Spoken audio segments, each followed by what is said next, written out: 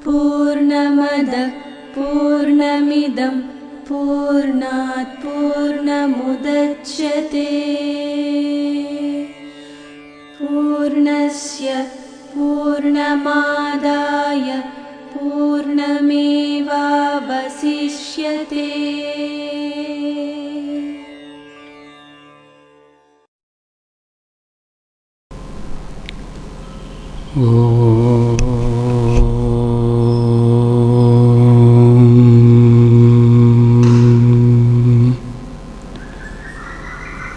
व्यासाय विष्णुरूपाय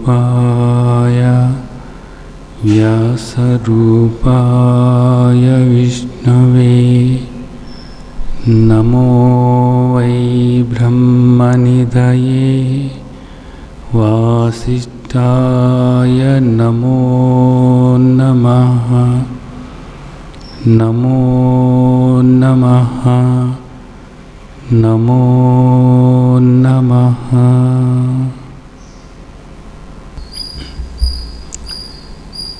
ఈరోజు ఒక ముఖ్యమైనటువంటి విషయం మీకు సాధనగా ఉపయోగపడేటటువంటిది మాట్లాడాలనుకున్నాను నేను.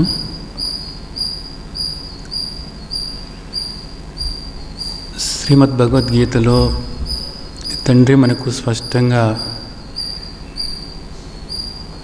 మీలోనే, మీ హృదయంలోనే కొలువై ఉన్నాను అనేటటువంటిది చెప్పటం జరిగింది. తండ్రి మనకు సర్వస్య శాహం హృది సన్నివిష్టో, మీ హృదయాల్లోనే కొలువై ఉన్నాను అనేది మనకు 15వ అధ్యాయంలో చెప్పారు. అలాగే 18వ అధ్యాయంలో ఈశ్వర సర్వభూతానాం హృదయేశార్జున తిష్టతి అని చెప్పారు. అలాగే 13వ అధ్యాయంలో ఈ క్షేత్రాల్లో ఉన్నటువంటి క్షేత్రజ్ఞుడు నేనే అనేది చెప్పటం జరిగింది. ఈ విధంగా చూసినట్లయితే మనకు పరమాత్మ మన దేహంలో ఆత్మస్వరూపంగా ఉన్నారు అన్నదాన్ని మనం అర్థం చేసుకున్నాం.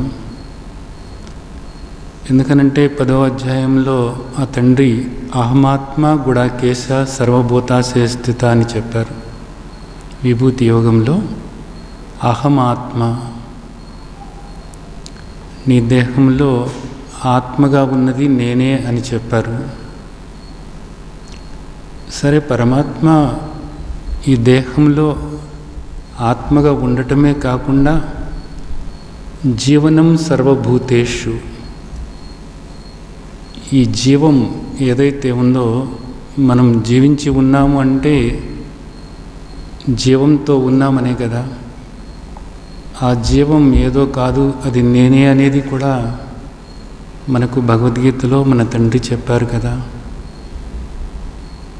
సరే, ఆత్మస్వరూపంగా ఉన్నటువంటి ఆ తండ్రి ఈ దేహంలో అంతర్యామిగా ఉన్నటువంటి ఆ తండ్రి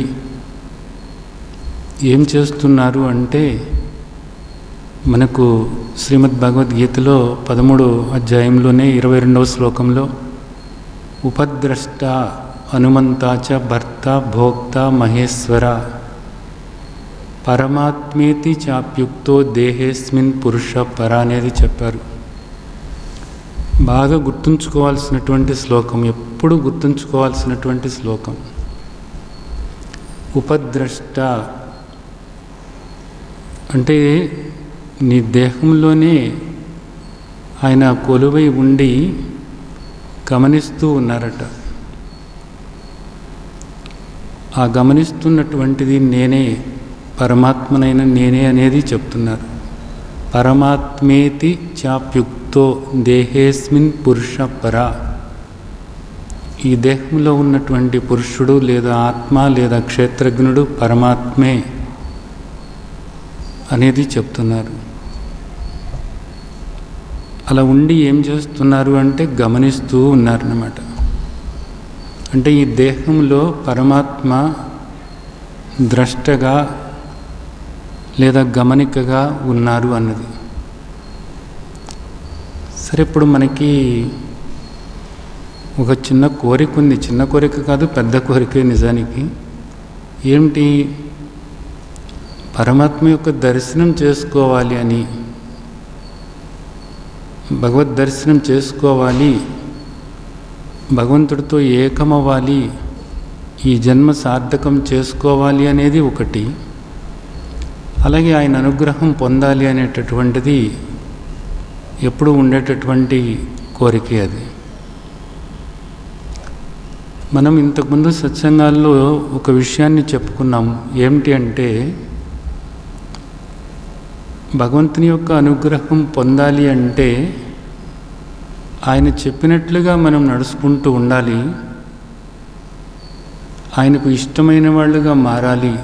ఆయనకి ఇష్టమైన వాళ్ళుగా మారాలి అంటే భగవంతుడు ఏం చెప్పారో అది అవగాహన చేసుకుని మనం ఆచరణలో పెట్టుకోవాలి.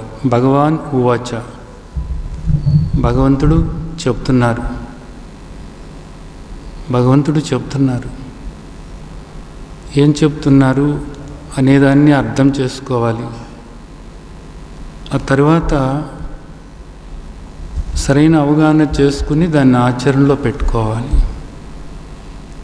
అలా పెట్టుకున్నట్లయితే ఆయనకు ఇష్టమైన వాళ్ళుగా మారుతాము. అలాగే ఆ తండ్రితో మనం ఏకమవటానికి కుదురుతుంది. మోక్షం పొందటం అంటారు కదా, అది కూడా కుదురుతుంది. అయితే ఇవన్నీ చేయటానికి మనం ప్రయత్నం చేస్తున్నాము. మనం చేసేటటువంటి ప్రయత్నంలో మన ఆలోచనలు ఎలా ఉన్నాయో, మన మాటలు ఎలా ఉన్నాయో, మన చేతలు ఎలా ఉన్నాయో లోపల ఉన్నటువంటి ఆ తండ్రి గమనిస్తూనే ఉన్నారు. ఇది అర్థం చేసుకోవాల్సినటువంటి ముఖ్యమైనటువంటి విషయం. మనం గుడికి వెళ్ళినట్లయితే గుళ్ళోనే దేవుడు ఉన్నాడు అనే దాంతో నమస్కారం పెట్టుకుని బయటకు వస్తారు. బయటకు వచ్చిన తర్వాత ఇంకా ఆలోచనలు రకరకాలుగా ఉంటాయి, మాటలు రకరకాలుగా ఉంటాయి. ఆ గుళ్ళోనే ఒక్కోసారి తిట్టుకుంటూ ఉంటారు, పూజారిని సైతం తిడుతూ ఉంటారు, ఇవన్నీ చేస్తూ ఉంటారు. ఇక బయటకు వచ్చిన తర్వాత గుడి తలుపులేశారు కదా, మనల్ని భగవంతుడు చూడ్డు అనుకుంటారు. కానీ మీకు కిందటిసారి కూడా నేను చెప్పాను, మీకేదైనా ఒక ఇబ్బంది వచ్చినప్పుడు, సమస్య వచ్చినప్పుడు, ఒక ప్రమాదం మీకు జరిగినా లేదా మీ వాళ్ళకి ఎవరికైనా జరిగిందని తెలిసినా అప్పుడు మీరు గుళ్ళో ఉండరు, ఎక్కడో ఉంటారు, రోడ్డు మీదో లేకపోతే ఎక్కడో వేరుగా ఉంటారు.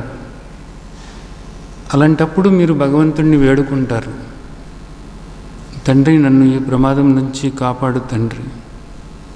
అలాగే నా వాళ్ళు ఎంతో ఇబ్బందుల్లో ఉన్నారు తండ్రి, ఓ ప్రమాదం జరిగిందంట, చావు బతుకుల్లో ఉన్నారు వాళ్ళను కాపాడు తండ్రి, దయచేసి కాపాడు అని చెప్పేసి మీరు ఎక్కడ ఉంటే అక్కడ మీరు అలాగా ప్రార్థన చేస్తారు.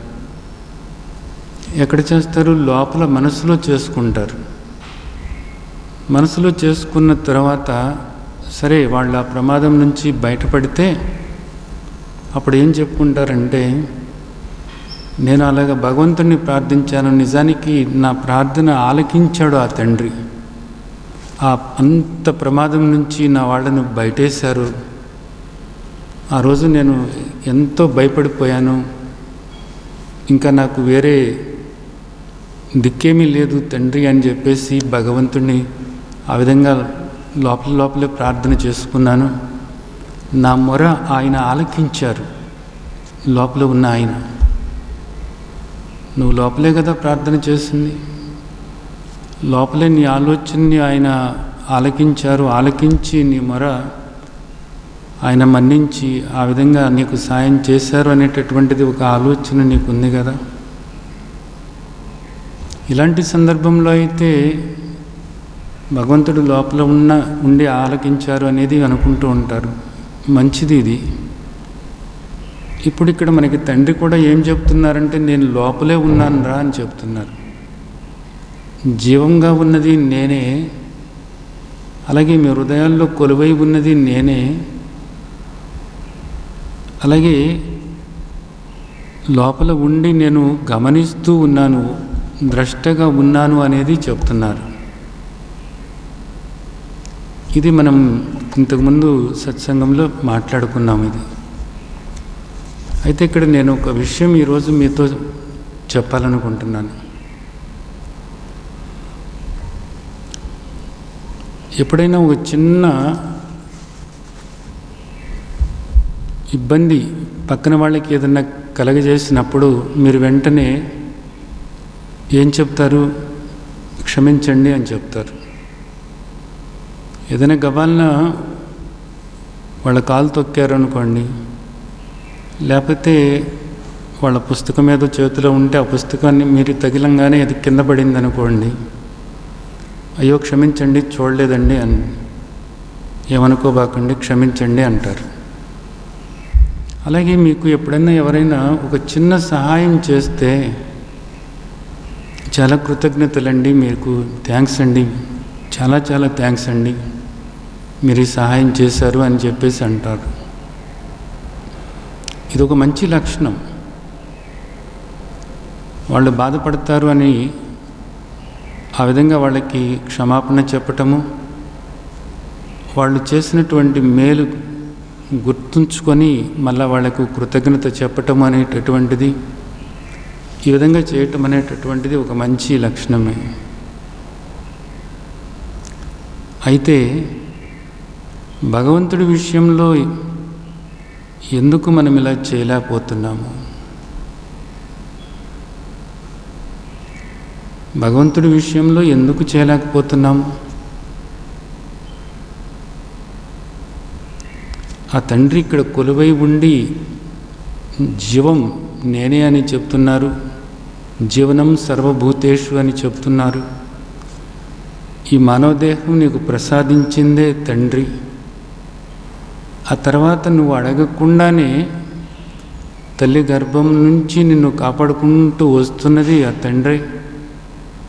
నువ్వు పుట్టిన తర్వాత నీకు ఆకలి అవుతుందని పాలు సిద్ధంగా ఉంచింది ఆ తండ్రి. ఇన్ని ఏర్పాట్లు చేసినటువంటి ఆ తండ్రికి కృతజ్ఞత చెప్పాలనేటటువంటి ఆలోచన కూడా నిజానికి మనకు రావటం లేదు. అలాగే ఆ తండ్రి మనకు నువ్వు సుఖంగా శాంతిగా ఉండటమే రమ్మ నాకు కావాల్సింది, నువ్వు సుఖంగా శాంతిగా ఉండాలి అంటే, నా అనుగ్రహం నువ్వు పొందాలి అంటే, ఇది చివరి జన్మ చేసుకోవాలి అంటే నువ్వు ఇదిగో ఇలా చేయాలి రమ్మా అని మనకు ఇంతటి మాత్రమైనటువంటి జ్ఞానాన్ని మన తండ్రి మనకు ప్రసాదించారు. మరి ఆయన చెప్పినట్లుగా మనం వింటున్నామా అన్నది, ఆయన చెప్పినట్లుగా మనం వినిపించుకుంటున్నామా అన్నది, దాన్ని ఆచరణలో పెట్టుకుంటున్నామా అన్నది. సరే, పెట్టుకోవాలి అని అనుకుంటున్నారు ఇప్పుడు మీరు. పెట్టుకోవాలి అని అనుకున్నప్పటికీ కూడా పాత అలవాటు ప్రకారంగా ఏదైతే వద్దు అని చెప్పారో ఆ తండ్రి, అవన్నీ కూడా మీకు వస్తూనే ఉన్నాయి. తండ్రి వద్దు అని చెప్పిన తర్వాత మళ్ళా అలాగే చేసినప్పుడు తండ్రికి క్షమాపణ చెప్పాలి అనేటటువంటిది అవసరమా కాదా? గమనిస్తూనే ఉన్నారు ఆయన. ఉపద్రష్ట, గమనిస్తూనే ఉన్నటువంటి ఆ తండ్రికి క్షమాపణ చెప్పాల్సినటువంటిది ఆ బాధ్యత మనకు ఉందా లేదా? ఇక్కడ ఏదైనా బయట ఏదైనా జరగగానే ఎమ్మటే క్షమాపణ చెప్తున్నారు కదా. నువ్వు చెప్పావు కానీ నేను ఆ పని చేయలేకపోయాను, ఏమనుకోవద్దు, క్షమించు అని చెప్పేసి అంటారు కదా. తండ్రి చెప్పారు కానీ నేను అలా ఉండలేకపోయాను, క్షమించండి తండ్రి అని చెప్పేసి ఎందుకు అనలేకపోతున్నాము? ఎందుకు అనలేకపోతున్నామంటే అలా అనాలని కూడా మనకి తెలవకపోవటం అంతే. ఇది నిజానికి చాలా పొరపాటు. తండ్రి ఏం చెప్తున్నారు మనకు? నీలో ఉన్నటువంటి ఆ మాలిన్యాన్ని పోగొట్టుకోవాలి రమ్మ. ఈర్ష్య, అసూయ, ద్వేషము, కోపము, కపటము, శత్రుత్వము, పగ, ప్రతీకారము, ఇతరుల్లో చెడు చూడటము, వాటి గురించి ఆలోచించటము, వాటి గురించి వేరే వాళ్ళతో మాట్లాడటము, చాడీలు చెప్పటము, వేరే వాళ్లకు బాధ కలిగేలాగా మాట్లాడటము, విమర్శించటము, ఇవన్నీ కూడా సరైనవి కాదు అనేది చెప్తున్నారు. ఇవన్నీ కూడా సరైనవి కాదు అని చెప్తున్నారు. అలాగే ప్రతి క్షణము కూడా నన్ను స్మరిస్తూ ఉండు అనేది చెప్తున్నారు. తస్మాత్ సర్వేషు కాలేషు మామానుస్మర యుద్ధస్య మయర్పిత మనోబుద్ధి. సర్వకాల సర్వావస్థలలోనూ కూడా నన్ను స్మరిస్తూ ఉండు అనేది చెప్తున్నారు. మర్చిపోతున్నాం, ఉండలేకపోతున్నాం. గుర్తొచ్చినప్పుడన్నా క్షమించండి తండ్రి, క్షమించండి తండ్రి, మర్చిపోయాం తండ్రి, మిమ్మల్ని స్మరించుకోవటం మర్చిపోయాం తండ్రి, క్షమించండి. ఎవరి మీద కోపం వచ్చింది, కోపం వచ్చినప్పుడు అలవాటు ప్రకారంగా కోపం వచ్చింది తండ్రి క్షమించండి అని ఎందుకు అనుకోలేకపోతున్నాము? గుర్తు చేసింది కూడా ఆయనే. కోపగించుకోవద్దురా అని చెప్పాను కదా, కోపం వచ్చింది ఎందుకు నీకు అని లోపల నుంచి తండ్రి గుర్తు చేయటంలా,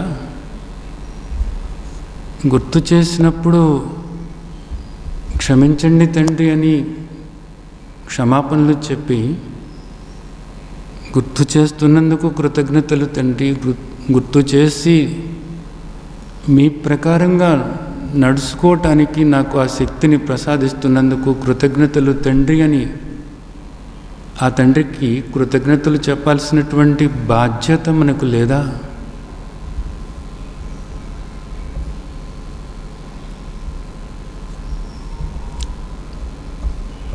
తండ్రి మనకు ఏం చెప్తున్నారు? మన్మనాభవ మద్భక్త మధ్యాజీ మాం నమస్కురు అనేది చెప్తున్నారు. మనస్సు ఆయన మీద లగ్నం చేయమని చెప్తున్నారు. ఆయనకు భక్తుడిగా ఉండమంటున్నారు. ఆయన్నే ఆరాధిస్తూ ఉండమంటున్నారు. ఆయనకే నమస్కరిస్తూ ఉండమంటున్నారు. కానీ పాత అలవాట్ల ప్రకారంగా ఇంకా ఏదేదో చేసుకుంటూనే పోతున్నాం కదా. పాత అలవాట్లు మీద పడుతున్నాయి. తండ్రి క్షమించండి, తండ్రి క్షమించండి. మీతో ఏకం అవ్వటానికి, ఈ జన్మ సార్థకం చేసుకోవటానికి, ఈ దుఃఖం నుంచి బయటపడటానికి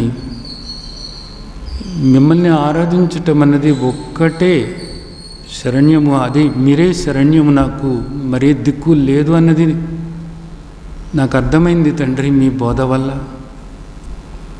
కానీ ఉండలేకపోతున్నాను తండ్రి, క్షమించండి తండ్రి అని చెప్పాల్సిన అవసరం లేదా?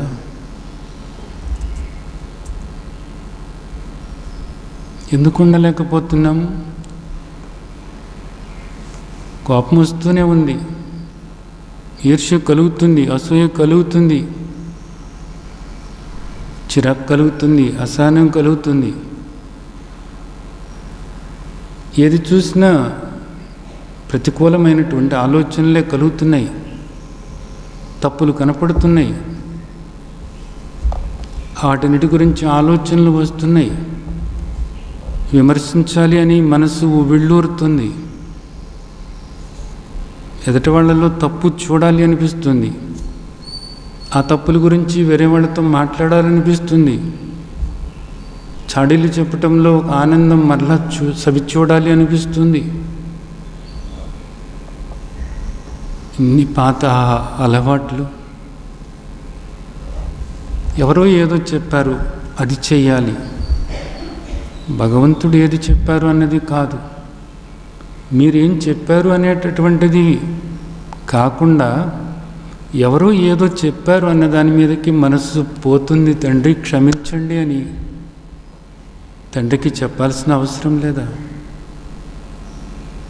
ఈ జన్మ ఆయన ప్రసాదం, ఈ జీవితం ఆయన యొక్క ప్రసాదం. ఇది ఈరోజు జీవించి ఉన్నానంటే ఆ జీవం ఆయన, ఈ శక్తి ఆయనది, ఈ జ్ఞానం ఆయనది.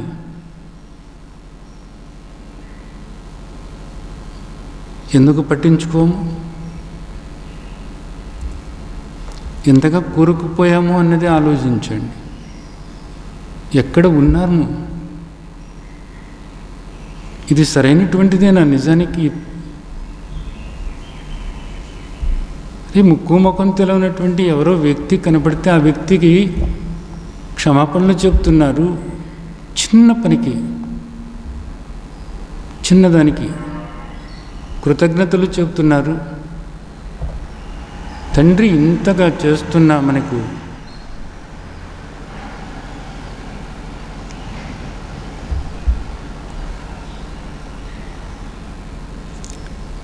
తండ్రి మనకు ఇంత బోధ చేసి ఇదంతా కూడా మన సుఖం కోసం, మన శాంతి కోసం, మన జన్మ మనం సార్థకం చేసుకోవటం కోసం అని చెప్తున్నప్పుడు చివరికి ఆయన సత్యంతే ప్రతిజానే ప్రియోస్మి అని ప్రతిజ్ఞ చేసి చెప్తున్నప్పుడు ఇప్పటికీ మన మనసు కరగకపోతే మనం మనిషిమా బండరాయిమా?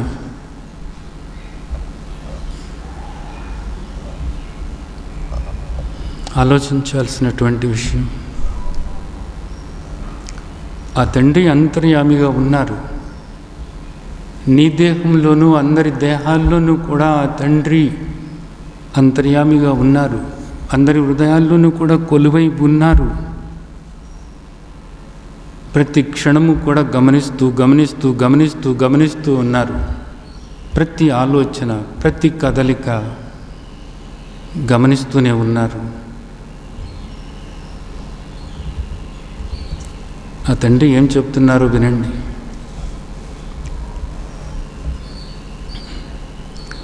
దైవాసుర సంపద్ విభాగ యోగం 16వ అధ్యాయంలో 18వ శ్లోకం.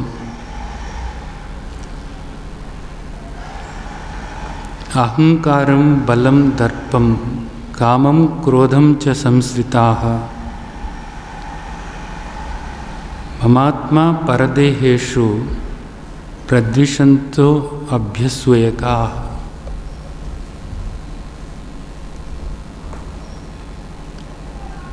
భగవంతుడు ఇక్కడ ఏం మాట్లాడుతున్నారు అంటే, నీ ప్రవర్తన వల్ల నీ ఆలోచనల వల్ల, నీ మాటల వల్ల, నీ చేతల వల్ల నీ దేహంలోనూ ఇతరుల దేహాల్లోనూ ఉన్నటువంటి నేను బాధపడుతున్నాను అంటున్నారు. ప్రద్విషంతో అన్న మాటకు అర్థం, ఆయన మనం బాధకు గురి చేస్తున్నాము, ఆయన్ను ఒక రకంగా అవమానపరుస్తున్నాము, ఆయన్ను కించపరుస్తున్నాము.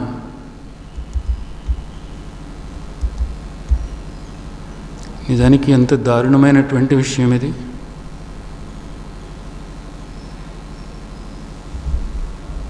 ఏ సిగ్గు లేకుండా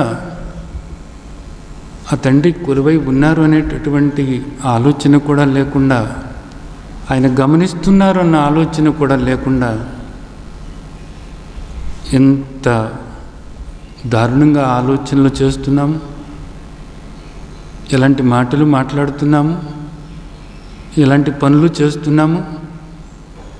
పైపెచ్చు దేవుడా దేవుడా ఒక కొబ్బరికాయ కొడతాను, నా పనులన్నీ చేసిపెట్టు.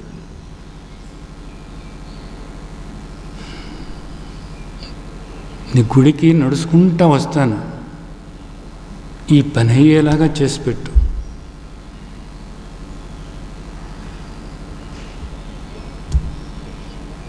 దేవుడా దేవుడా, తలనీలాలు ఇస్తాను, ఇదిగో ఈ పిల్ల పెళ్ళి అయ్యేలాగా చేసి పెట్టు, ఆ పిల్లాడికి ఉద్యోగం వచ్చేలాగా చేసి పెట్టు, మేము ఒక కారు కొనుక్కునేలాగా చేసి పెట్టు, ఒక ఇల్లు కట్టుకునేలాగా చేసి పెట్టు. దేవుడా దేవుడా, మేము ఊరు వెళ్తున్నాము, మేము వచ్చే వరకు ఈ ఇల్లును కాపాడు. మేము వచ్చిన తర్వాత కొబ్బరికాయ కొట్టుకుంటాం.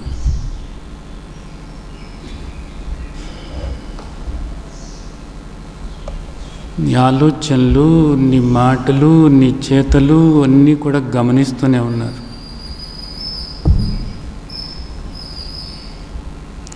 ఇది దేవుడితో మనం సంబంధం. ఇదిగో ఇలా ఉంది. ఆయనకి కావాలా ఇవన్నీ కూడా? నువ్వు కొట్టే కొబ్బరికాయ, నీ తలనీలాలు, నువ్వు నడుచుకుంటూ వెళితే అక్కడికి, అది ఆయనకి ఏమైనా గొప్ప? ఆయనకి ఏమైనా కావాలా? ఆయనకి కావాల్సింది నీ యొక్క భక్తి శ్రద్ధలు. ఆయన్ని పట్టుకుని ఉండమంటున్నారు. ఆయన్ని పట్టుకుని ఉండటం అంటే ఆయన బోధన పట్టుకుని ఉండమంటున్నారు. ఆయన ఏదైతే చెప్పారో దాన్ని ఆచరణలోకి తీసుకోవాలి అంటున్నారు ఆయన. అప్పుడు నువ్వు సుఖంగా శాంతిగా ఉంటావు. వీటేటి వల్ల నీవు సుఖశాంతులు పొందలేవు అనేది చెప్తున్నారు ఆయన. నువ్వు వీటిలోనే కూరుకుపోయినట్లయితే నీకు మరల జన్మలు వస్తాయి, దుఃఖం అనుభవించాల్సి వస్తుంది, వీటి నుంచి నువ్వు బయటపడాలి అనేది చెప్తున్నారు ఆయన. ఇక్కడ ఈ శ్లోకంలో అది చెప్తున్నారు చూడండి. అహంకారం, బలం, దర్పం, కామం, క్రోధం, నేను గొప్పవాడిని అనేటటువంటి భావన అహంకారం అంటే. నా మాట నెగ్గాలి అనేటటువంటిది. నేను చెప్తే వీళ్ళు ఎందుకు వినరు, నా ప్రకారమే జరగాలి అనేటటువంటిది. ఆ విధమైనటువంటి ఆలోచనలు, నన్ను గుర్తించాలి, నన్నందరూ మెచ్చుకోవాలి, నాకందరూ కూడా ఊడిగం చేయాలి అన్నట్లు అహంకారం. ఇలాంటి అహంకారం అనేది పనికిరాదు అంటున్నారు ఆయన. తర్వాత బలము అన్నప్పుడు ఇక్కడ దానికి తోడు అహంకారంతో పాటు ఒక పదవి కూడా ఉందనుకోండి. ఇంకా ఆ పదవి ఉన్నప్పుడు, అహంకారం ఉన్నప్పుడు ఈ రెండూ కలిసినాయి అంటే వాళ్ళని తట్టుకోవటమే కష్టం, ఇంకా ఎదట వాళ్ళకంతే. అలాగే దర్పం, లేనివి కూడా ప్రదర్శించటం అన్నమాట. అహంకారం అంటే ఉన్నవి ప్రదర్శించటం, దర్పం అంటే లేనివి కూడా ప్రదర్శించటం అన్నమాట. ఆ విధంగా ఎదట వాళ్ళకి బాధ కలిగిస్తూ ఉండటం. దానికి తోడు రకరకాలైనటువంటి కోరికలు.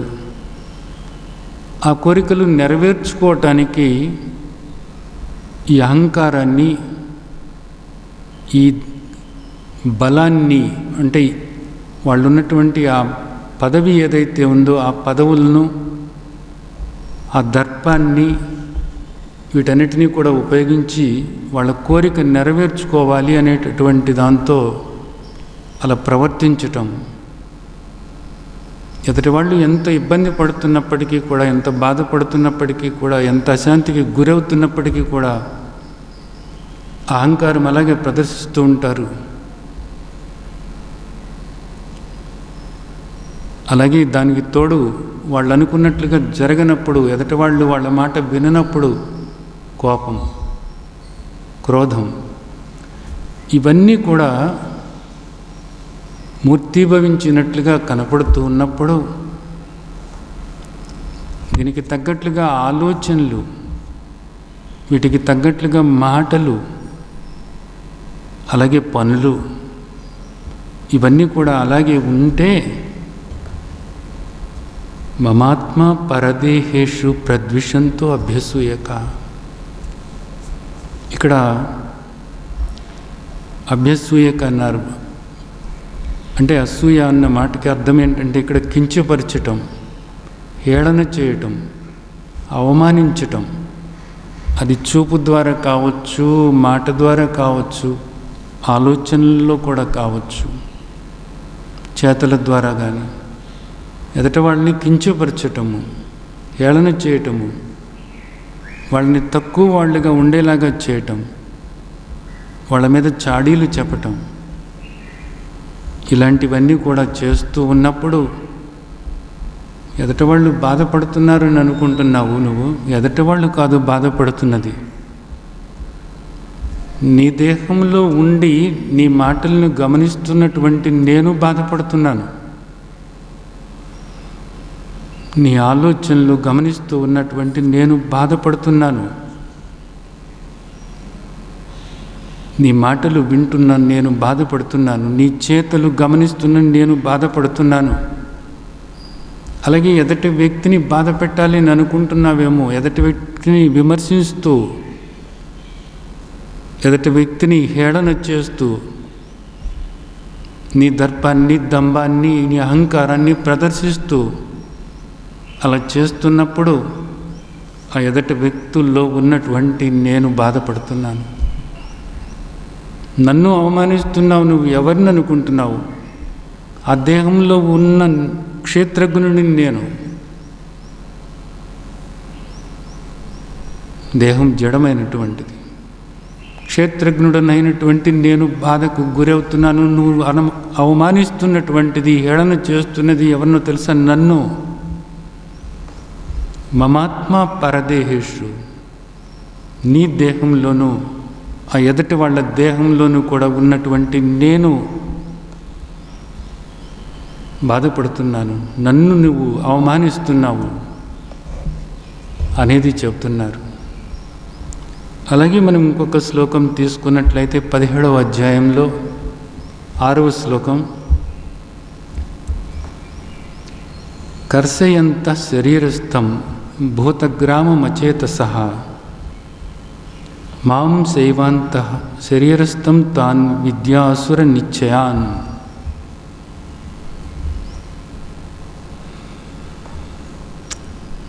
నాకన్నీ తెలుసు, నేను భక్తితోనే ఉంటాను, నేను ఆ పూజ చేస్తాను, ఈ పూజ చేస్తాను, అలాగే నేను ఉపవాసాలు చేస్తాను, రకరకాలైనటువంటి ఉపవాసాలు చేస్తూ ఉంటాను. ఇలాగ రకరకాలుగా మాట్లాడుతూ ఉంటారు. ఆహారం కూడా తీసుకోకుండా దేహం కృషించిపోతున్నా కూడా, నీరసం వస్తున్నా కూడా నాకు తెలుసు, నాకు తెలుసు అన్నట్లుగానే ప్రవర్తిస్తూ ఉంటారు. ఆయన ఏం చెప్తున్నారో తెలుసా? ఇక్కడ ఈ దేహంలోని అవయవాలన్నీ కూడా కృషించుకుపోతున్నాయి. దేహంలో ఉన్న నేను కృషించుకుపోతున్నాను. అయినా సరే నాకు తెలుసు అన్నట్లుగా నీవు ప్రవర్తిస్తూ ఉన్నావు. ఇలా చేయటం అన్నది ఎలాంటిదంటే నిశ్చయంగా రాక్షసులు చేసేటట్టు పని, ఇది అసురులు చేసేటటువంటిది అనేది చెప్తున్నారు. ఇంత మొండిగా ప్రవర్తించటం అనేటటువంటిది, నాకు తెలుసు అనేటటువంటిది ఎదటి వాళ్ళకు కూడా చెప్తూ ఉంటారు. కానీ ఒకటి గుర్తుంచుకోవాలి, తస్మాత్ శాస్త్రం ప్రమాణంతే కార్యకార్య వ్యవస్థితో. తండ్రి ఏం చెప్తున్నారో తెలుసా? శాస్త్రమే ప్రామాణికం కావాలి. ఏ శాస్త్రం ఏదంటే అది కాదు. భగవాన్ వాచ, భగవంతుడు చెప్తున్నారు. భగవంతుడు చెప్తున్నారు.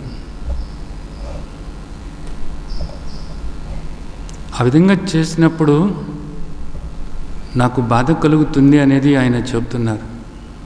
నేను ఏదైతే చెప్తున్నానో దాన్ని నువ్వు ఉల్లంఘిస్తున్నావు. నేను ఏ నియమాలైతే నీకు అందించానో ఆ నియమాలని నువ్వు ఉల్లంఘిస్తున్నావు. ఆ నియమాలని పూర్తిగా వదిలిపెట్టి, ఏది చేయమని నీకు చెప్పానో దాన్ని వదిలిపెట్టి పూర్తిగా వ్యతిరేకంగా నువ్వు ప్రవర్తిస్తున్నావు. ఈ విధంగా ప్రవర్తించటం వల్ల, నేను చెప్పిన దానికి నీవు భిన్నంగా ప్రవర్తించటం వల్ల నీవు అసురుడిగా మారిపోతున్నావు. నీవు అసురుడి అనేది నిశ్చయము అన్నది చెబుతున్నారు ఆయన. శ్రీమద్ భగవద్గీత వైభవం చూసినట్లయితే, మహాత్మ్యం చూసినట్లయితే, గీతా జ్ఞానముపాశ్రిత్య త్రీన్ లోకాన్ పాలయామ్యహం అన్నారు. శ్రీమద్ భగవద్గీతలో ఏ ధర్మాలనైతే తెలియచేశానో, ఏ నియమాలనైతే తెలియచేశానో, ఏ సూత్రాలనైతే నీకు తెలియచేశానో వాటి ప్రకారంగా నేను ముల్లోకాలను కూడా పాలిస్తున్నాను అనేది ఆయన చెప్తున్నారు. కాబట్టి ఆ నియమాలని నువ్వు తెలుసుకోవాలి, ఆ ధర్మాలని నువ్వు తెలుసుకోవాలి,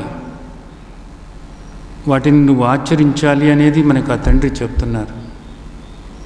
అలా కాకుండా ఆయన ఏం చెప్పారు అనేటటువంటి దాన్ని అర్థం చేసుకోకుండా, అవగాహన చేసుకోకుండా, నాకు తెలుసు లేదా పక్కవాళ్ళు చెప్పారు, వాళ్ళు చెప్పారు, వీళ్ళు చెప్పారు అనుకుంటూ ఏదో ఒకటి నువ్వు చేసుకుంటూ పోతూ ఉన్నప్పుడు అది ఆయనకు బాధ కలుగుతుంది. గుర్తుంచుకో. ఆ తండ్రి ఏదైతే చెప్పారో అది నువ్వు ఆచరించాలి అని ఆయన కోరుకుంటున్నారు. అలా నువ్వు ఆచరించినప్పుడు మాత్రమే ఆయనకు ఇష్టమైన వాడిగా నువ్వు ఉంటావు అనేది ఆయన తండ్రి చెప్తున్నారు. నీకోసమని మరలా తండ్రి చెప్తున్నారు, మరలా చెప్తున్నారు, ఎంతో ప్రేమగా చెప్తున్నారు. కానీ నువ్వు వినిపించుకోకుండా నువ్వు అనుకున్నదే సరైంది అనేటటువంటి రీతిలో అంత మూర్ఖంగా ప్రవర్తిస్తూ ఉన్నప్పుడు ఆయన అంటున్నారు, మూర్ఖుల్లాగా ఉన్నావు అనేది అంటున్నారు. 16 అధ్యాయంలోనే తర్వాత శ్లోకం చూడండి. తానహం ద్విషత క్రూరాన్ సంసారేషు నరాధమాన్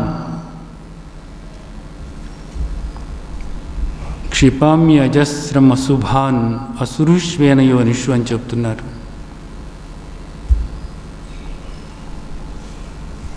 నీవు అలాగే ప్రవర్తిస్తూ ఉన్నట్లయితే అహంకారం, బలం, దర్పం, కామం, క్రోధం చ సంశ్రిత, వాటితోనే నువ్వు అలాగే ప్రవర్తిస్తూ ఉంటే, నీ ఆలోచన విధానాన్ని మార్చుకోకుండా, నీ మాటలు చేతలు మార్చుకోకుండా అలాగే నువ్వు ప్రవర్తిస్తూ ఉన్నట్లయితే నేను చెప్పినటువంటి నియమాలకు నువ్వు విరుద్ధంగానే ప్రవర్తిస్తూ నీ దేహంలోనూ ఇతరుల దేహాల్లోనూ ఉన్నటువంటి నన్ను బాధకు గురి చేస్తూ అలాగే నువ్వు ప్రవర్తిస్తూ ఉంటే తప్పకుండా నువ్వు అసుర యోనులలో పడతావు అనేది చెప్తున్నారు. పశు పక్షాది కీటకాది జన్మలు నువ్వు పొందబోతున్నావు అనేటటువంటి హెచ్చరిక చేస్తున్నారు ఆయన. దుర్భరమైనటువంటి దుఃఖాన్ని అనుభవిస్తావు, ఇక్కడ నువ్వు సుఖపడవు, ఇకపై కూడా నువ్వు సుఖపడవు అనేది చెప్తున్నారు.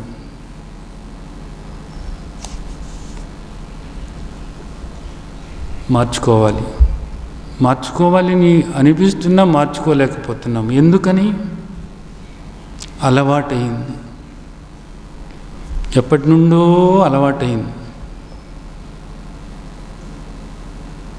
ఇవి ఇంత ప్రమాదం అని కూడా తెలవటం లేదు. ఇప్పుడు వీటి వల్ల ఎంతో దుఃఖం అనుభవిస్తూనే ఉన్నారు. ఇలాగ ప్రవర్తిస్తున్నప్పుడు మానసికంగా ఎంతో అశాంతి పొందుతున్నారు, అలజడి పొందుతున్నారు, ఆందోళన పొందుతున్నారు, బాధ, భయం, ఆందోళన ఇవన్నీ ఉండనే ఉన్నాయి.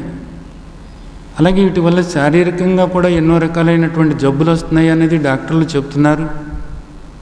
అయినా సరే వీటి నుంచి పడటం లేదు. ఇప్పుడు తండ్రి కూడా చెప్తున్నారు, నన్ను కూడా బాధకు గురి చేస్తున్నావు అనేది చెప్తున్నారు. ఇక్కడ నా సూత్రాలకు సంస్కారాలకు భిన్నంగా నువ్వు ప్రవర్తిస్తున్నావు అని చెప్తున్నారు ఆయన, హెచ్చరిక చేస్తున్నారు ఇక్కడ. మార్చుకోలేకపోతున్నాం ఎందుకనంటే అంత బాగా అలవాటైపోయినాయి ఇలా ప్రవర్తించటం, ఇలా ఆలోచించటం, ఇలా మాట్లాడటం, ఇలా ప్రవర్తించటం. దీని నుంచి బయటపడి తీరాలి. ఈ అలవాటుని ఏమన్నారు అంటే వాసనలు అన్నారు. ఈ వాసనలు పోగొట్టుకోవాలి. తండ్రి ఏదైతే చెప్పారో దాని ప్రకారంగా మన ఆలోచనలు మార్చుకుని, మన మాటలు మార్చుకుని, మన చేతులు మార్చుకుని ఆయనకు ఇష్టమైన వాళ్ళు అవ్వాలి అనేది గట్టి ఒక నిర్ణయం తీసుకోవాలి. దీనికి ఇప్పుడు మనం ఏం చేయాలి? అనుకుంటే కుదరటం లేదు. అందుకు మీకు ఒక చిన్న ఒక విధానాన్ని మీకు చెప్పబోతున్నాను నేను. ఏమిటి ఆ విధానం అంటే, మీరిప్పుడు ఎలా ఉండాలి అనేటటువంటిది మీరు తండ్రి చెప్పినటువంటి బోధ వల్ల మీరు అర్థం చేసుకున్నారు.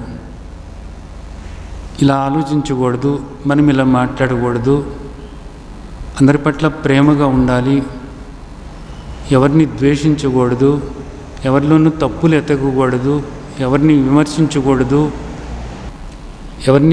విమర్శించకూడదు, ఎవరిలో తప్పులు ఎతకకూడదు, వాటి గురించి మాట్లాడకూడదు, అలాగే చాడీలు చెప్పకూడదు. ఇవన్నీ కూడా మనం అలవర్చుకోవాలి. అందరి మంచి కూడా కోరుతూ ఉండాలి. లోకా సమస్తా సుఖినో భవంతు. ఎవరిని ద్వేషించకూడదు. అలాగే తండ్రి ఏదైతే చెప్పారో అలాగే చేసుకుంటూ ఉండాలి. తండ్రిని ఆరాధిస్తూ ఉండాలి, తండ్రిని స్మరించుకుంటూ ఉండాలి, తండ్రి చెప్పినట్లుగా నడుచుకుంటూ ఉండాలి. ఇలాగ మనం ఈ నిర్ణయం గట్టిగా తీసుకున్న తర్వాత దీనికి వ్యతిరేకమైనటువంటి ఆలోచన మీకు వచ్చినప్పుడు, అలవాటు ప్రకారంగా మీకు అలాంటి ఆలోచనలు వచ్చినా, అలాంటి మాటలు మీరు మాట్లాడినా, అలాంటి పనులు మీరు చేసినా, అలవాటు ప్రకారం వస్తూ ఉండవచ్చు. మీకు వెంటనే తెలుసుద్ది, తండ్రి చెప్పినట్లుగా మనం ప్రవర్తించటం లేదు అనేది, తండ్రి చెప్పినట్లుగా మనం ఆలోచించటం లేదు. ఈ ఆలోచన మనం చేయకూడదు కదా, ఇలా మనం మాట్లాడకూడదు కదా, ఇలాంటి పని మనం చేయకూడదు కదా, కానీ చేసేసామే అలవాటు చొప్పున. తండ్రి క్షమించండి తండ్రి. బాగా గుర్తుంచుకోండి ఈ మాటలు. వెంటనే మీకు తెలుస్తుంది, ఎందుకంటే తెలియజేసేవాడు లోపలే ఉన్నాడు కాబట్టి మీకు తెలుస్తుంది. మీరు ఏ తప్పు చేస్తున్నప్పటికీ కూడా మీకు లోపల నుంచి ఇది తప్పు అని తెలియచేస్తూనే ఉన్నాడు ఆయన. ఆయన గొంతు నొక్కేసేసి ఆ మాట వినిపించుకోకుండా చేసుకుంటూ పోతున్నారంతే. అలా కాదు. ఇది తప్పు అన్నది మీకు తెలుస్తుంది, మీకు తెలియచేస్తున్నారు ఆయన. తెలియచేయగానే వెంటనే క్షమించండి తండ్రి, క్షమించండి తండ్రి అని ఆ తండ్రిని క్షమాపణ వేరుకోండి. తప్పు చేశాము అనేది మీకు బాధ కలుగుతూ ఉండవచ్చు కూడా. తండ్రికి విరుద్ధంగా ప్రవర్తించాము అనేది మీకు తెలుస్తుంది కాబట్టి వెంటనే కూర్చోండి. ఒక్క 4 నిమిషాలు. తండ్రి, దేవాది దేవా, ఆది దేవా, తప్పు చేశాను తండ్రి. మీరు చెప్పినట్లుగా కాకుండా పాత అలవాట్లు ఏవైతే ఉన్నాయో, పాత వాసనలు ఏవైతే ఉన్నాయో వాటి ప్రకారంగానే మాట్లాడాను తండ్రి. ఈ ఆలోచన కూడా నేను చేయకూడదు తండ్రి, కానీ పాత అలవాటు ప్రకారంగా ఈ ఆలోచన వచ్చింది తండ్రి. దేవాది దేవా, ఆది దేవా, క్షమించండి తండ్రి, క్షమించండి తండ్రి. నిరంతరము కూడా మిమ్మల్ని స్మరించుకుంటూ ఓం శ్రీ పరమాత్మనే నమః, ఓం శ్రీ పరమాత్మనే నమః, అని నిరంతరము కూడా మిమ్మల్ని స్మరించుకుంటూ పవిత్రమైనటువంటి మీ నామాన్ని జపించుకుంటూ పవిత్రుడిని కావాల్సినటువంటి నేను మీ స్మరణ మర్చిపోయి పనికి రానటువంటి అపవిత్రం అవటానికి వీలయ్యేటటువంటి ఆలోచనలు నేను చేస్తున్నందుకు నన్ను క్షమించండి తండ్రి. ఈ విధంగా మాట్లాడినందుకు నన్ను క్షమించండి తండ్రి. దేవాది దేవ, ఆదిదేవ,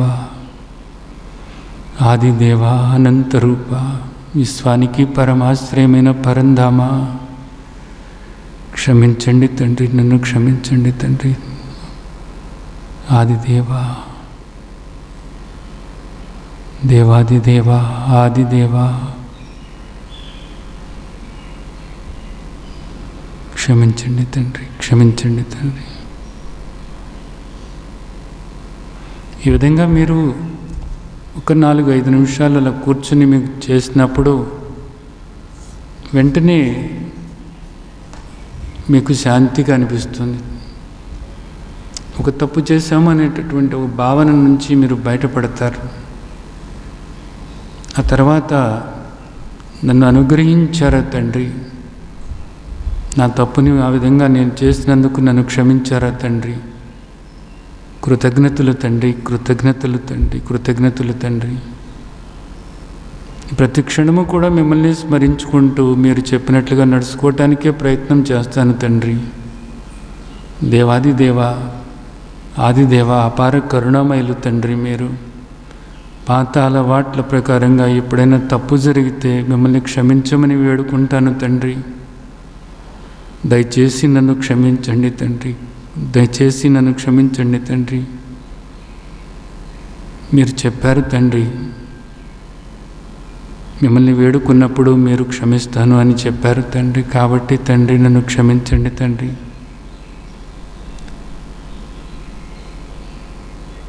కృతజ్ఞతలు తండ్రి, కృతజ్ఞతలు తండ్రి.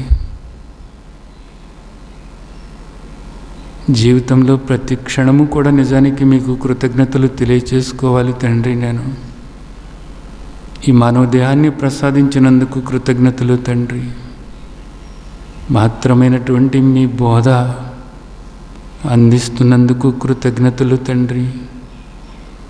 మీ బోధ ప్రకారంగా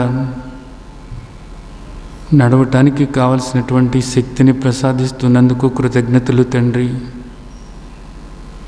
మీ బోధను మరిచిపోయి పాత అలవాట్ల ప్రకారంగా, పాత వాసనల ప్రకారంగా ఆలోచిస్తున్నప్పుడు, మాట్లాడుతున్నప్పుడు, అలాంటి పనులు చేస్తున్నప్పుడు మరలా నాకు గుర్తు చేస్తున్నందుకు, నన్ను సరైన మార్గంలో నడిపిస్తున్నందుకు కృతజ్ఞతలు తండ్రి, కృతజ్ఞతలు తండ్రి, కృతజ్ఞతలు తండ్రి, కృతజ్ఞతలు తండ్రి.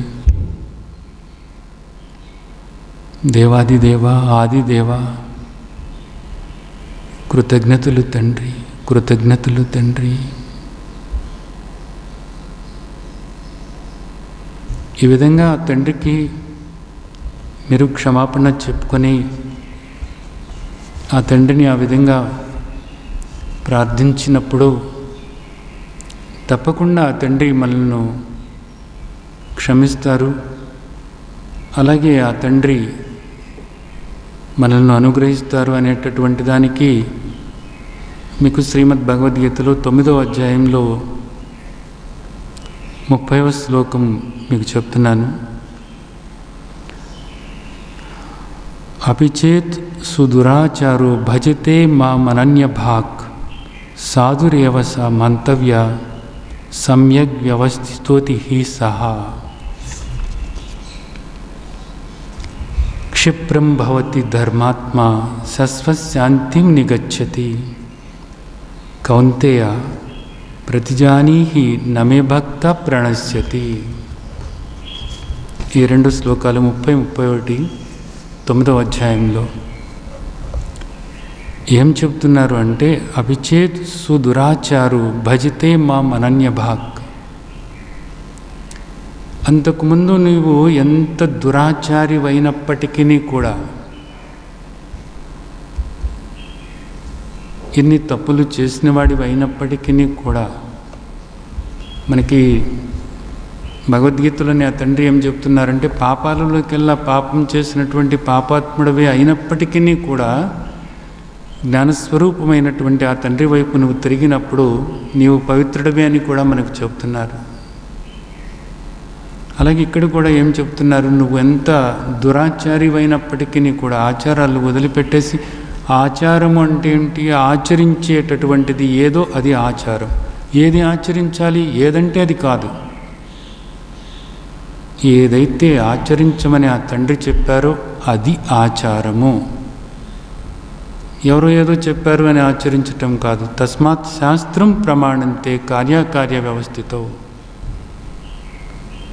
అది ఆచరించాల్సింది. నువ్వు అలా ఆచరించకపోయినా ఈరోజు నీవు ఈ విధంగా క్షమాపణ కోరి, తండ్రి క్షమించు తండ్రి అని చెప్పేసి నువ్వు కోరుకుంటూ నా వైపు నువ్వు తిరిగినప్పుడు నీవు సాధువి అవుతావు అనేది చెప్తున్నారు. నీవు పాపాత్ముడవు కాదు, దురాచారివి కాదు, నువ్వు సాధువు అవుతావు అనేది తండ్రి చెప్తున్నారు. అంటే ఎంతగా తండ్రి మనల్ని చేతులు చాసి హక్కున చేర్చుకుంటున్నారు అన్నది ఆలోచించండి.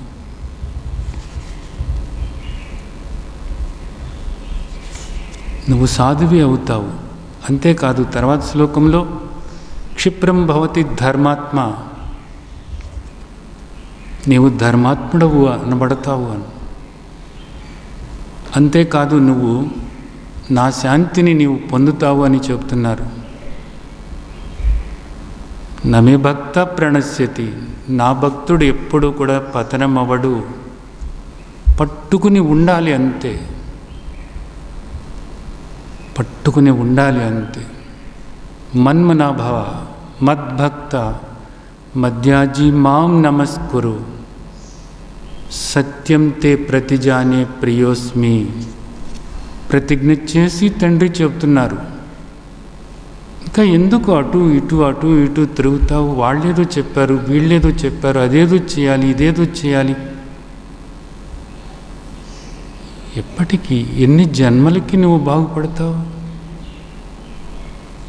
తండ్రి ఇంతగా చెప్పినా, ప్రతిజ్ఞ చేసి చెప్పినా కానీ, ఇంత అవకాశం ఇస్తున్నప్పటికీ కూడా మనం వినకపోతే ఎలా?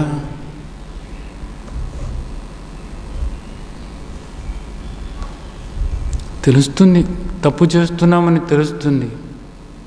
తెలవగానే తండ్రి క్షమించండి తండ్రి, క్షమించండి తండ్రి. కూర్చుని ఒక్క 4-5 నిమిషాలు తండ్రిని ఆ విధంగా ప్రార్థించండి. తప్పైంది తండ్రి, ఇలాంటి ఆలోచనలు రాకూడదు తండ్రి, ఇలాంటి ఆలోచనలు చేయొద్దు అని చెప్పారు తండ్రి మీరు. ఇలాంటి ఆలోచనలు చేస్తే మళ్ళా నాకు పశుపక్షాది కీటకాది జన్మలు వస్తాయని చెప్పారు తండ్రి. దేవాదిదేవా, దేవాదిదేవా క్షమించండి తండ్రి, క్షమించండి తండ్రి. ఆదిదేవా, అనంతరూప, విశ్వానికి పరమాశ్రయమైన పరంధామా తండ్రి, కృతజ్ఞతలు తండ్రి, కృతజ్ఞతలు తండ్రి. శాంతిని ప్రసాదిస్తున్నాం తండ్రి, మీకు కృతజ్ఞతలు తండ్రి. సన్మార్గంలో నడుపుతున్నందుకు మీకు కృతజ్ఞతలు తండ్రి, కృతజ్ఞతలు తండ్రి, కృతజ్ఞతలు తండ్రి. ప్రతి క్షణము కూడా మీరు కోరినట్లుగా మిమ్మల్ని స్మరించుకుంటూ ఉండటానికి కావలసినటువంటి ఆ శక్తిని నాకు ప్రసాదించి, నేను మర్చిపోయినప్పుడు మరలా నాకు గుర్తు చేస్తున్నందుకు కృతజ్ఞతలు తండ్రి. ఓం శ్రీ పరమాత్మనే నమః, ఓం శ్రీ పరమాత్మనే నమః, ఓం శ్రీ పరమాత్మనే నమః. కృతజ్ఞతలు తండ్రి, కృతజ్ఞతలు తండ్రి. దేవాదిదేవా, ఆదిదేవా, నిజానికి జీవితంలో నాకు ఎప్పుడు ఏది కావాలో దాన్ని ప్రసాదిస్తున్నందుకు కృతజ్ఞతలు తండ్రి. ప్రతి క్షణము కూడా నాకేదో బాధ కలిగించేటటువంటిది వచ్చింది అని నేను అనుకుంటున్నాను కానీ తండ్రి, నాకిప్పుడు అర్థమవుతుంది తండ్రి, నాకు బాధ కలిగేటటువంటిదే ఇప్పుడు నాకు అవసరం కాబట్టే దాన్ని మీరు ప్రసాదించారు అనేటటువంటి దాన్ని నేను అర్థం చేసుకోగలిగాను తండ్రి. ఈ శక్తిని నాకు ప్రసాదించినందుకు కృతజ్ఞతలు తండ్రి. ఇంతకుముందు వరకు కూడా నేనేదో కోరిక కోరితే ఆ కోరిక మీరు నెరవేర్చలేదు అని బాధపడి మిమ్మల్ని తిట్టుకున్న రోజులు కూడా ఉన్నాయి తండ్రి. తప్పయింది తండ్రి, తప్పైపోయింది తండ్రి, క్షమించండి తండ్రి, క్షమించండి తండ్రి, తెలవక చేశాను తండ్రి. ఈరోజు నాకు ఎప్పుడు ఏది కావాలో దాన్నే మీరు ప్రసాదిస్తారు అనేది నాకు అర్థమైంది తండ్రి. నా ముందున్న పనిని శ్రద్ధగా చేసుకుంటూ వెళుతున్నప్పుడు ఆ ఫలం ఏది వచ్చినప్పటికీ కూడా మీ ప్రసాదంగా స్వీకరించేటటువంటి ఆ శక్తిని నాకు ప్రసాదించినందుకు కృతజ్ఞతలు తండ్రి, కృతజ్ఞతలు తండ్రి. జీవితంలో ప్రతి క్షణము కూడా కృతజ్ఞతలు తండ్రి, కృతజ్ఞతలు తండ్రి, కృతజ్ఞతలు తండ్రి. ప్రతి క్షణము కూడా మిమ్మల్ని స్మరించుకుంటూ మీకు కృతజ్ఞతలు చెప్పటం అన్నదాన్ని ఈ ఆనందమే వేరు తండ్రి. నాకు అర్థమవుతుంది తండ్రి, దీనిలో ఉన్నటువంటి మాధుర్యాన్ని నేను రుచి చూస్తున్నాను తండ్రి. ప్రతి క్షణము కూడా కృతజ్ఞతలు తండ్రి, కృతజ్ఞతలు తండ్రి. చిన్న పొరపాటు జరిగినప్పుడు ఆలోచనలో కానీ మాటల్లో కానీ చేతుల్లో కానీ వెంటనే మీరు క్షమాపణ చెప్పండి. సాధ్యమైనంత వరకు కూర్చుని ఒక 4 నిమిషాలు క్షమాపణ తండ్రి, క్షమాపణని క్షమాపణ ప్రార్థన చేయండి. ఆ తర్వాత ఆయన తలుసుకుంటూ, పరమాత్మను తలుసుకుంటూ కృతజ్ఞతలు తండ్రి, కృతజ్ఞతలు అనేది చెప్తూ ఉండండి. ప్రతి క్షణము కూడా మీ ముందుకు ఏదో వచ్చినప్పటికీ కూడా కృతజ్ఞతలు మీరు తెలియజేసుకుంటే కృతజ్ఞతే ప్రార్థన అవుతుంది. కృతజ్ఞతలు చెప్పుకోవటం అన్నది మనల్ని భగవంతుడికి ఎంతో దగ్గర చేస్తుంది. భగవంతుడికి దగ్గర అవ్వాలి అంటారు. ఎలా అవుతారు? ఊరికే ఏదో పొద్దున కొబ్బరికాయ కొట్టుకుంటే భగవంతుడికి దగ్గర అవుతామా? ఏదో శనివారం నాడు గుడికి వెళితే భగవంతుడికి దగ్గర అవుతామా? కాదు. ఆయనకి దగ్గర అవ్వటం కాదు, ఆయన లోపలే ఉన్నారు, గమనిస్తూ ఉన్నారు అనేది గుర్తు చేసుకుంటూ ఉండటమే. కాబట్టి మనం ఎలాగా మన ఆలోచనలు, మన చేతులు, మాటలు ఎలా మలుసుకోవాలో ఆయన ప్రకారంగా మార్చుకుంటూ ఉండటమే మనం చేయాల్సింది. అది దగ్గర అవ్వటం అంటే.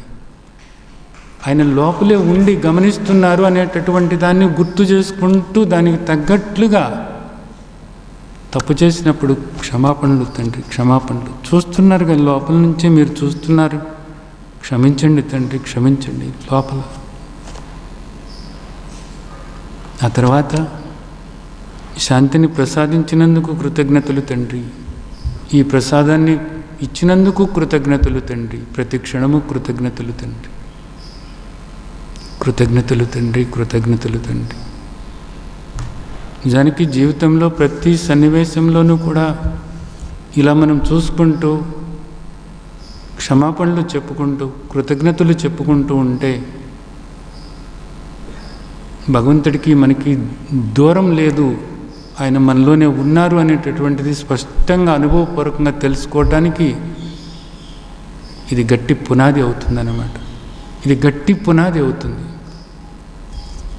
కృతజ్ఞత కృతజ్ఞత అని ప్రతి క్షణము కూడా మనం ఆ విధంగా అనుకుంటూ ఉన్నప్పుడు మనసు ఎంత శాంతిగా ఉంటుందో ప్రతి ఒక్కరూ కూడా అనుభవానికి తెచ్చుకోవచ్చు.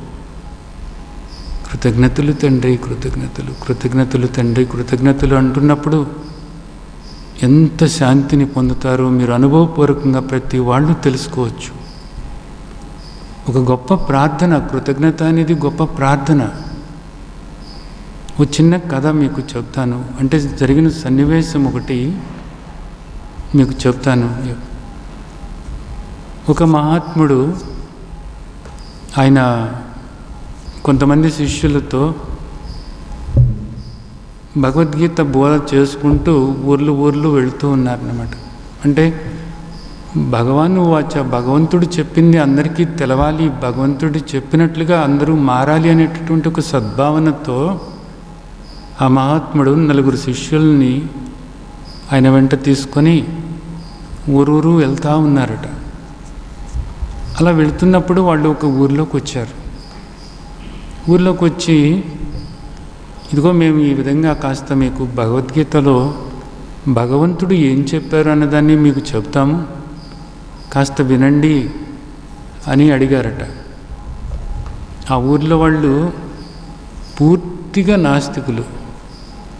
మేమేమి వినము, మాకేం అవసరం లేదు, మాకు బాగా తెలుసు, మీ భగవంతుడి గురించి మాకేం చెప్పవసరం లేదు, మా భగవంతుడు వేరు,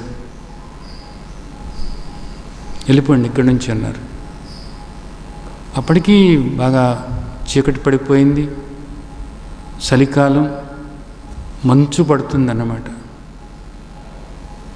సరే ఏం చేయాలో తెలియదు. ఇంకా ముందుకు వెళ్ళాలంటే ఎలా ప్రయాణం చేయాలో తెలియదు. అప్పుడు వాళ్ళు గ్రామస్తుల్ని అడిగారు.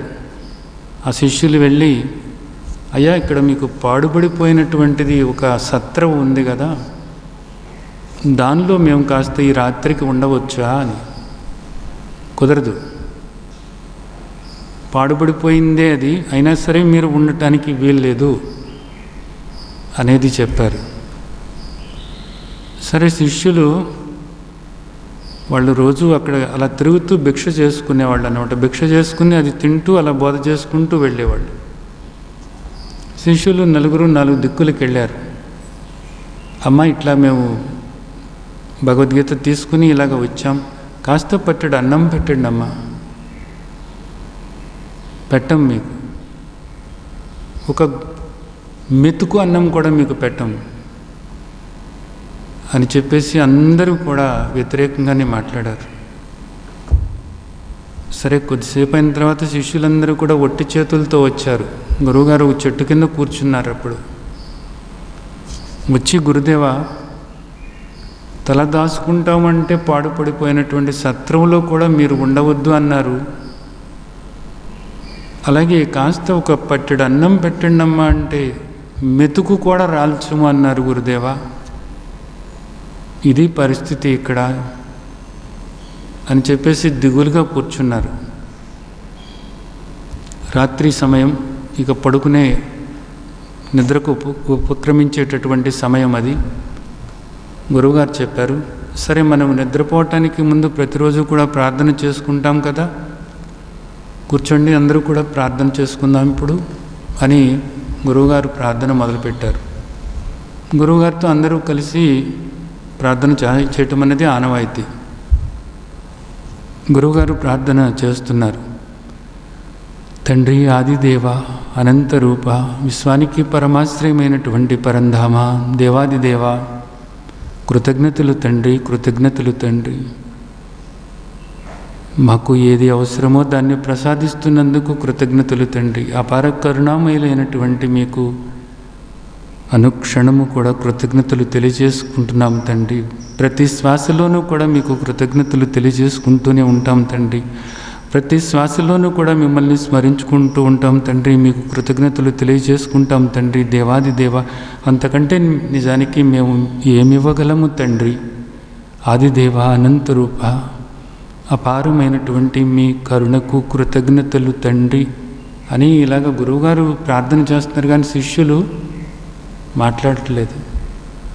కళ్ళు తెరిచి గురువుగారు అన్నారు, ఏంట్రా ప్రార్థన చేయటం లేదు? గురుదేవా, ఏం ప్రార్థన చేయగలము? మంచు పడుతుంది, పైనుంచి వర్షం పడ్డట్లుగా పడుతుంది, చలితో దేహం గడ్డగట్టుకుపోయినట్లుగా ఉంది, ఆకలి కడుపులో మంటలు రేపుతున్నాయి. ఈ సమయంలో తండ్రి కృతజ్ఞతలు అని భగవంతుడికి ఏ విధంగా కృతజ్ఞతలు చెప్పగలము? చెప్పలేకపోతున్నాం గురుదేవ, చెప్పలేకపోతున్నాం. ప్రతిరోజు కూడా తండ్రి మనకి ఏది కావాలో అది ఇస్తున్నారు తండ్రి. ఈరోజు నిజానికి మనకు తలదాచుకోవటానికి కూడా ఏమీ దొరకలేదు, తినటానికి గుప్పెడు అన్నం కూడా దొరకలేదు. ఇలాంటి పరిస్థితుల్లో ఆ తండ్రికి మేము ఎలా కృతజ్ఞతలు చెప్పగలం తండ్రి? అందుకని మాకు నోట మాట రావటం లేదు, ప్రార్థన చేయలేకపోతున్నాం అన్నారు. గురువుగారు చెప్పారు, మొన్న ఒక అద్భుతమైనటువంటి విడిది మనకు ఏర్పాటు చేశారా. ఆ రోజు ఎన్నో రకాలైనటువంటి తినుబండారాలని మన ముందుకు తీసుకొచ్చి మనకు ఒక విందు భోజనమే ఆ తండ్రి మనకు ఇచ్చారా. నిన్నటికి నిన్న ఎంతో ఆత్మీయంగా వాళ్ళందరూ కూడా మనల్ని ఎంతో ఆదరంగా వాళ్ళ ఇళ్లకు తీసుకువెళ్ళి మనందరికీ భోజనం పెట్టారా. మొన్న అలాంటి భోజనం చేయటం అన్నది మనకు అవసరం. అలాంటి ఒక పెద్ద అతిథి గృహంలో ఉండటం అన్నది అది మనకు అవసరమేమో. నిన్న ఆత్మీయ ఆలింగనతో కూడినటువంటి వాళ్ళ యొక్క ఆతిథ్యం మనకు అవసరమేమో. ఈరోజు మనం ఈ ఆహారము కూడా తీసుకోకుండా ఈ చలిలో ఉండటం అన్నది మనకు అవసరము. తండ్రికి తెలవదా? నిన్న మీరు ఏమీ అనలేదు, మొన్న మీరు ఏమనలేదు, అంతకుముందు మీరు ఏమనలేదు. ఎందుకు ఇది అర్థం చేసుకోలేకపోతున్నారు? మీరు అనుకున్నట్లుగా ఆయన ఇచ్చినప్పుడు మాత్రమే, మీకు సానుకూలమైన పరిస్థితి వచ్చినప్పుడు మాత్రమే నా కృతజ్ఞతలు. ఏది సానుకూలమో ఏది ప్రతికూలమో నిజానికి మీకు తెలుసా? ఇది అవసరం కాదా? ఈ దేహాలకు అవసరమేమో. ఈరోజు మనం ఈ ఆహారము తీసుకోకుండా ఇలా ఉండటం అన్నది మనకు అవసరమేమో. ఎంతటి అపార కరుణామయుడు! ఇది కూడా మీకు అర్థం కాకపోతే ఎట్లాగురా అన్నప్పుడు ఆ శిష్యులు ఒక్కసారిగా ఉలిక్కిపడి, తప్పైంది గురుదేవా, నిజానికి తప్పైంది. తండ్రి ఏది ఇస్తే దాన్ని స్వీకరించాలి అనేటటువంటి మీ బోధను మర్చిపోయాం గురుదేవా, మర్చిపోయాం. మీ పాదాలు నంటి మిమ్మల్ని క్షమాపణ వేడుకుంటున్నాం ముందు గురుదేవా. మీరు చెప్పిన బోధ మర్చిపోయినందుకు మమ్మల్ని క్షమించండి తండ్రి. ఇప్పుడు ప్రార్థన చేసుకుందాం, ఆ దేవాది దేవునికి ప్రార్థన చేసుకుందాం ఇప్పుడు అంటున్నారు వాళ్ళు. కళ్ళమట నీళ్లు కారుతున్నాయి నిజానికి. క్షమించండి తండ్రి, ముందు క్షమాపణ ప్రార్థన చేసుకుందాం. క్షమించండి తండ్రి, దేవాది దేవా క్షమించండి తండ్రి. ఎప్పుడు మాకు ఏది అవసరమో దాన్ని ఇస్తాను అనేటటువంటి మీ వాగ్దానాన్ని మర్చిపోయాం తండ్రి. మేము అనుకున్నది జరగాలి అని అనుకున్నాం, మూర్ఖులము తండ్రి. ఒకంత అజ్ఞానంలో కూరుకుపోయాము తండ్రి. క్షమించండి తండ్రి, దేవాది దేవా ఆది దేవా క్షమించండి తండ్రి అని ఆ విధంగా భగవంతుడికి క్షమాపణ చెప్పుకున్నారు నలుగురు శిష్యులు. ఆ తర్వాత గురువుగారు చిరుదరహాసంతో శాంతంగా, మరి ఇప్పుడు కృతజ్ఞతా ప్రార్థనలు చేసుకుందామా అని అడిగారు. తప్పకుండా చేసుకుందాం గురువుగారు, తప్పకుండా చేసుకుందాం గురుదేవా అని కృతజ్ఞత ప్రార్థన చేసుకోవటానికి సిద్ధమైపోయారు. గురువుగారు కృతజ్ఞత ప్రార్థన మొదలుపెట్టారు. ఆదిదేవ, అనంతరూప, విశ్వానికి పరమాశ్రయమైన పరంధామా, కృతజ్ఞతలు తండ్రి, కృతజ్ఞతలు. ఏ క్షణానికి ఏది కావాలో దాన్ని మాకు అనుగ్రహిస్తున్నందుకు కృతజ్ఞతలు తండ్రి. ఈ దేహాలు ఏ ఏ ప్రారబ్ధాలని అనుభవించాలో, ఎప్పుడు ఏ సుఖాన్ని పొందాలో, ఎప్పుడు ఏ దుఃఖాన్ని పొందాలో వాటన్నిటినీ కూడా సమంగా మా దేహాలు పొందేలాగా మమ్మల్ని అనుగ్రహిస్తున్నందుకు కృతజ్ఞతలు తండ్రి. ఈ పరమ సత్యాన్ని మేము తెలుసుకునేలాగా చేసినందుకు కృతజ్ఞతలు తండ్రి. ఈ పరమ సత్యాన్ని మేము తెలుసుకునేలాగా చేసినందుకు కృతజ్ఞతలు తండ్రి, కృతజ్ఞతలు తండ్రి. ప్రతి క్షణము కూడా మాకు ఏది కావాలో దాన్ని అనుగ్రహిస్తున్నటువంటి ఆదిదేవ, అనంతరూప,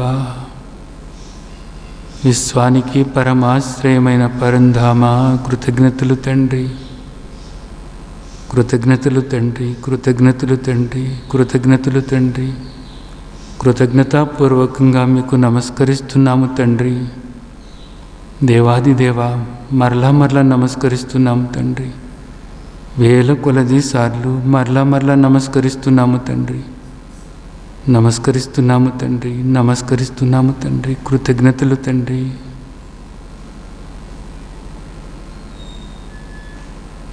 అని ఆ విధంగా గురువుగారితో పాటు శిష్యులందరూ కూడా ఎంతో సంతోషంగా, సంతృప్తిగా ఆ ప్రార్థన చేశారు. కాబట్టి మీరందరూ కూడా దీన్ని అర్థం చేసుకోండి. క్షమాపణలు, కృతజ్ఞతలు మీ జీవితంలో ఒక భాగమైపోవాలి, మీ శ్వాసగా మారాలి. మీరు ఈ విధంగా చేసినప్పుడు తండ్రితో ఏకమవటానికి ఇది ఎంతో గట్టి పునాది అవుతుంది మీకు. దీన్ని అర్థం చేసుకొని దీన్ని ఆచరణలో పెట్టి మీ పాత ఆలోచనలు, మీ పాత అలవాట్లు అవన్నీ కూడా పూర్తిగా, ఆ పాత వాసనలన్నీ కూడా పోగొట్టుకోవటానికి నిరంతరం కూడా ప్రయత్నం చేయండి. దానిలో మీరు ఖచ్చితంగా విజయం సాధిస్తారు అనేటటువంటి విశ్వాసంతో మిమ్మల్ని ఆ విధంగా ఆశీర్వదిస్తున్నాను. జై సచ్చిదానంద్.